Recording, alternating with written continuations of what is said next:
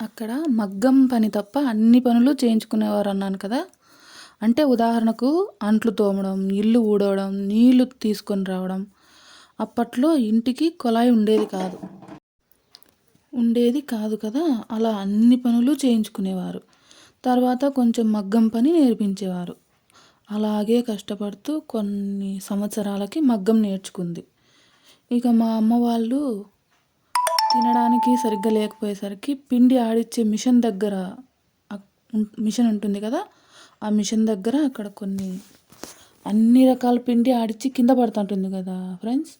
ఆ పిండి తక్కువ రేటుకి తెచ్చుకొని కొంచెం దూరం అడవిలోకి వెళ్ళి ఆకుకూరలు తెచ్చుకొని తిన్న రోజులు కూడా ఉన్నాయి.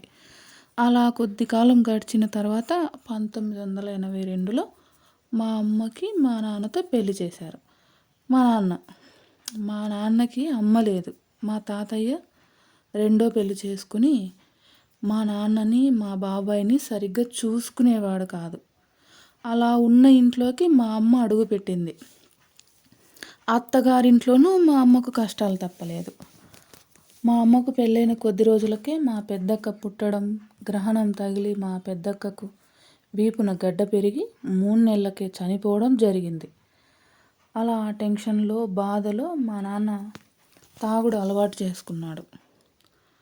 మా అమ్మకి మళ్ళీ కొద్ది రోజులకి మా అక్క పుట్టింది.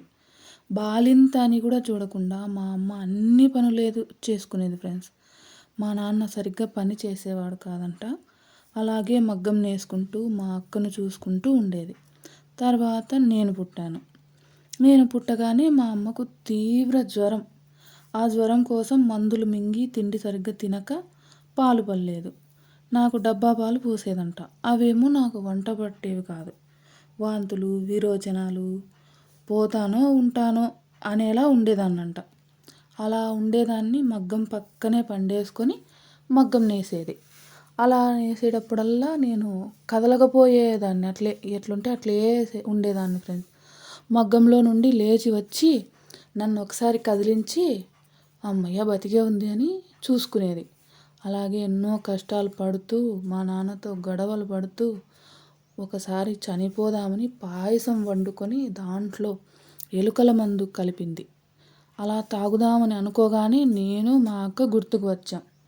ఇంకేం చేస్తుంది, మమ్మల్ని అనాథల్ని చేయలేక ఆ పాయసం ఒక గుంత తీసి అందులో వేసి మూసిపెట్టింది. ఇలా చనిపోవాలని అనుకుందని మా నాన్నకు తెలుసో లేదో కూడా నాకు తెలియదు ఫ్రెండ్స్. అలాగే చేస్తూ బతుకుతూ మగ్గం నేస్తూ నన్ను రోగాన పడ్డదాన్ని బాగు చేసుకుంది. అప్పట్లో కొడుకుల ఆశ ఎక్కువ ఉండేది కదా. ఆ తర్వాత 2-3 అబార్షన్లు కూడా ఒక్కతే మా నాన్నకి, మా అమ్మమ్మ వాళ్ళకు కూడా చెప్పకుండా తీయించుకుంది. అలా ఎన్నని తీయించుకుంటుంది. తర్వాత మా చెల్లి పుట్టింది. మరి మళ్ళీ ఆడపిల్లే అయ్యేసరికి మా నాన్న గొడవలు పడడం ఎక్కువ చేశాడు. అలా కొద్ది రోజుల తర్వాత మమ్మల్ని వదిలేసి ఎక్కడికో వెళ్ళిపోయాడు. అప్పట్లో దొంగలు ఎక్కువ. రాత్రిళ్ళు కర్రలు పట్టుకొని మగవాళ్ళు కాపలా కాచేవారు. ఆ టైంలో మా నాన్న లేడు.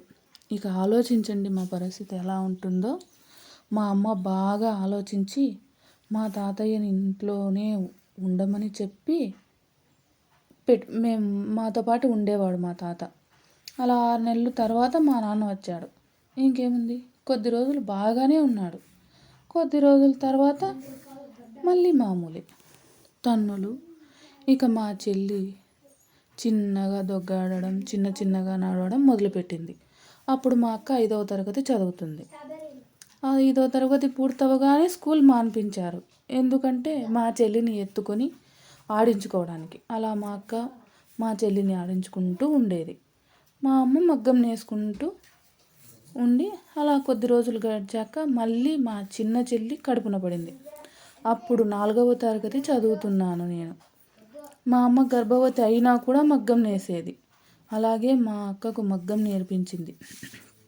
మా చిన్న చెల్లి పుట్టింది. అప్పుడు చూడాలి మా నాన్నని.